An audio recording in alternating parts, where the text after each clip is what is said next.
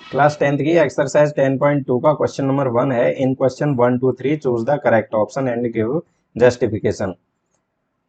हमें option choose करने हैं और उनको बताना है कि ये क्यों सही है। ठीक है। From a point Q the length of the tangent to a circle is 24 cm and the distance of O Q from the centre is 25 cm. The radius of the circle is, हमें बताना है कि जो radius है वो क्या है circle की। ठीक है।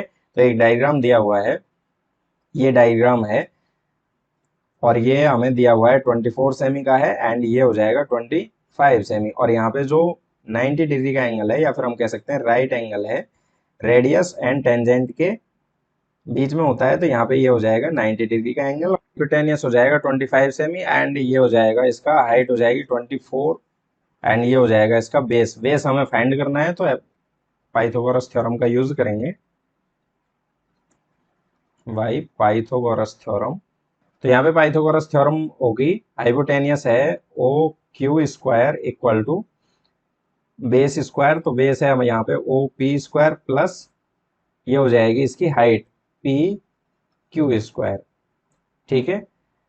वैल्यू पुट करते हैं, ओ क्यू की वैल्यू है यहाँ पे 25 square equal to O P की वैल्यू हमें फाइंड करनी है, ये इसकी रेडियस भी है, प्लस पी क्यू की वैल्यू है यहाँ पे 24 स्क्वायर।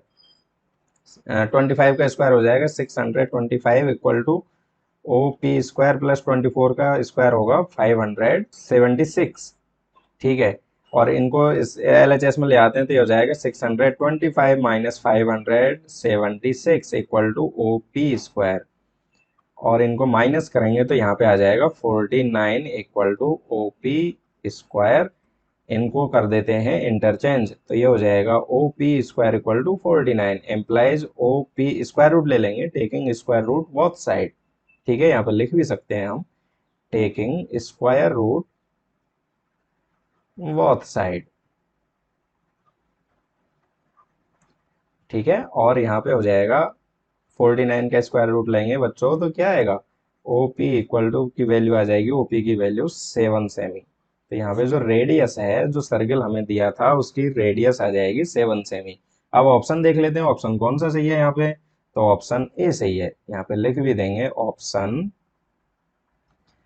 A is correct. ठीक है। तो इस तरीके से हमारा आंसर आ जाएगा। बड़ा सिंपल है। आई होप आपको समझ में आया होगा। अगर थोड़ी कुछ डाउट है तो आप कमेंट में डाल सकते हैं। क्वेश्चन नंबर 2 है, in figure if TP and TQ are two tangent to a circle with center O so that POQ angle है, ये angle POQ equal to 110 then PTQ is equal to, हमें find करना है।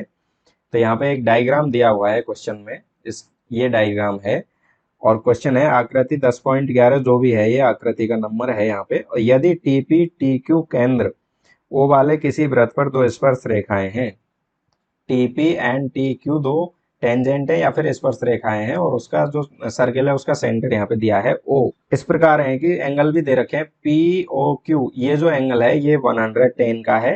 Then हमें बताना है कि एंगल PTQ की वैल्यू क्या है। अब यहाँ पे हम जानते हैं ये हो गई इसकी OP रेडियस एंड TP हो गया इसका टेंजेंट, तो इनके जो यहाँ पे एंगल आएगा वो आएगा 90 डिग्री का। सेम यहाँ पे भी OQ रेडियस है एंड TQ इस पे हो जाएगी टेंजेंट, तो यहाँ का एंगल भी आएगा 90 डिग्री का। अब ये तो यहाँ पे हम लिखेंगे in figure OP and OQ are radius and PT PQ are tangent. ठीक है। देन या फिर हम कह सकते हैं इसलिए ये जो एंगल है OPT 90 डिग्री का होगा और ये हो जाएगा OQT, ये भी 90 डिग्री का हो जाएगा क्योंकि रेडियस एंड टेंजेंट के जो एंगल बनता है वो 90 डिग्री का ही बनता है। नाउ इन क्वाड्रिलेटरल OPQT हमें पता है कि जो क्वाड्रिलेटरल है उसके सम ऑफ एंगल्स होता है 360। तो इसके जो चारों एंगल हैं उनको ऐड करेंगे तो यहाँ पे क्या आएगा, देखो angle O P T plus angle P T Q plus angle T Q O plus angle Q O P, इन सब का सम आएगा 360।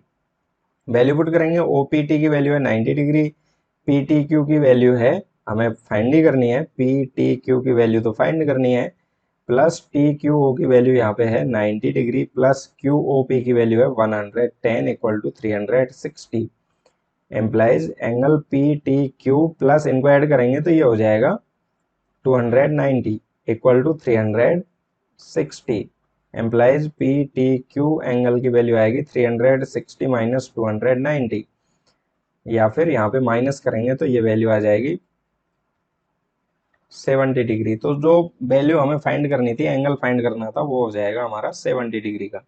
ठीक है, तो इस तरीके से हम यहाँ पे ऑप्शन कौन सा सही है हमारा, ऑप्शन है यहाँ पे B, option B is correct. ठीक है, तो इस तरीके से बड़ा सिंपल है, हम कर सकते हैं क्वेश्चन। नंबर 3 है, if tangent P A and P B from a point P to a circle with centre O are inclined to each other at angle of 80, then angle P O is equal to, यदि एक बिंदु P से O केंद्र वाले किसी वृत्त पर P A और पी बी स्पर्श रेखाएं परस्पर 80 डिग्री के कोण पर झुकी हो तो कोण पी ओ ए बराबर है। हमें कोण पी ओ ए, ये वाला एंगल हमें फाइंड करना है। ठीक है, तो यहाँ पे हम देख सकते हैं, देखो ये 90 डिग्री का एंगल है, रेडियस एंड टेंजेंट, यहाँ पे भी रेडियस एंड टेंजेंट, तो ये भी 90 डिग्री का एंगल है, और ये एंगल हमें दिया हुआ है, ये एंगल है हमारा 80 डिग्री का। ठीक है, तो अब हमें क्या करना है, हमें पहले तो इनको ये इक्वल करना है कि ये दोनों एंगल आपस में इक्वल होंगे। ठीक है, ये वाले और ये वाला एंगल है वो आपस में इक्वल होगा, तो इनको कैसे हम करेंगे, तो यहाँ पे देखते हैं, in figure OA is the radius and AP is tangent to the circle। ठीक है, तो ये एक OA रेडियस है एंड AP जो है वो टेंजेंट है, तो इनका जो एंगल आएगा, इसलिए एंगल OAP इक्वल टू होगा 90 डिग्री का। इसी तरीके से सिमिलरली एंगल OBP ये भी हो जाएगा यहाँ पे 90 डिग्री का एंगल, तो दोनों एंगल यहाँ पे 90 डिग्री के हो गए, हमने यहाँ पे देख लिया है। अब हम देखेंगे in right angle triangle OAP and second वाला हम ट्राइंगल ले लेते हैं OBP।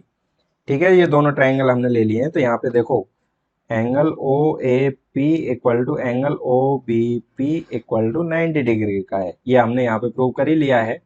उसके बाद में जो OA है, OA इक्वल हो जाएगी OB के, क्यों, क्योंकि रेडी ऑफ सर्किल। ठीक है, ये हो जाएगा ready of same circle, and उसके बाद में यहाँ पे एक हो जाएगी OP इक्वल टू OP, ये हो जाएगा कॉमन साइड। तो यहाँ पे हम देख सकते हैं, देखो एक राइट एंगल इक्वल हो गए, उसके बाद में कॉमन साइड इक्वल हो गई, और उसके बाद में एक बेस भी इनमें इक्वल हो गया है, या फिर हम कह सकते हैं हाइपोटेनियस इक्वल हो गया, साइड इक्वल हो गई, और राइट एंगल भी इक्वल है। तो यहाँ पे, तो इसलिए ट्राइंगल OAP कॉन्ग्रुएंस होगा ट्राइंगल OBP के, फॉर्मूला लगेगा RHS, right angle hypotenuse and side congruence. ठीक है, अब ये देखो ये हो गया RHS से कॉन्ग्रुएंस हो गए, तो यहाँ पे एंगल AOP इक्वल हो जाएगा एंगल BOP के। ठीक है, क्यों होगा, क्योंकि यहाँ पे हम लिख देंगे बाई CPCT। ठीक है, और या फिर हम कह सकते हैं एंगल POA इक्वल टू हो जाएगा एंगल POB के, नाम बात एक ही है, केवल नेम चेंज किया है हमने। ओके, ये हो गया हमारा इक्वेशन नंबर 1। अब देखो यहाँ पे क्वाड्रिलेटरल में देखते हैं OAPB में। ठीक है, OAPB में क्या होगा, OAPB, तो यहाँ पे जो एंगल है, सम ऑफ एंगल है वो 360 का हो जाएगा। ये 90 डिग्री, यहाँ पे 90 डिग्री, और ये हमें क्वेश्चन ने दिया हुआ है 80 डिग्री का, ये गिवन है। तो यहाँ पे angle O A P plus angle A P V plus angle P V O plus angle B O P equal to हो जाएगा 360। वैल्यू पुट करेंगे, ओ ए पी की value 90 degree plus A P V की value है 80 degree plus P V O, ये वाले angle की value 90 degree है, प्लस बी ओ, सॉरी यहाँ पे आएगा वी ओ ए, और बी ओ ए एंगल हमें फाइंड कर लेना है। तो बी ओ ए एंगल हो जाएगा 300 इक्वल टू 360 है, ठीक है। तो यहाँ पे angle V O A equal to हो जाएंगे 360 माइनस, इनको ऐड करें 90 90 हो जाएगा 180 प्लस 80 करेंगे तो ये हो जाएगा 260 इक्वल टू आएगा 100। तो ये जो बी ओ ए ये टोटल एंगल है, इसकी वैल्यू आ जाएगी 100, implies angle V O A equal हो जाएगा 100 डिग्री के, ठीक है। अब ये 100 डिग्री हो जाएगा, जो बी ओ ए है इसको हम वैल्यू पुट करेंगे, और ये इसको टू पार्ट्स में डिवाइड कर देते हैं। बी ओ ए को हम डिवाइड करेंगे angle P O A plus angle P O V equal to हो जाएगा 100, and P O A and P O V equal है, तो पी ओ वी की वैल्यू हम यहाँ पे रख देंगे P O A angle P O A plus, इसके लिए हम क्या रखेंगे, पी ओ ए ही यहाँ पे रख लेंगे। तो ये हो जाएगा angle P O A equal to 100, implies angle P O A 1 and 1 ये हो जाएंगे 2 equal to 100, implies angle P O A की वैल्यू आ जाएगी 100/2, implies angle P O A की वैल्यू आ जाएगी 50 डिग्री। तो ये हमें यहाँ पे फाइंड करना था। तो यहाँ पे आंसर हो जाएगा हमारा 50 degree, option A is correct.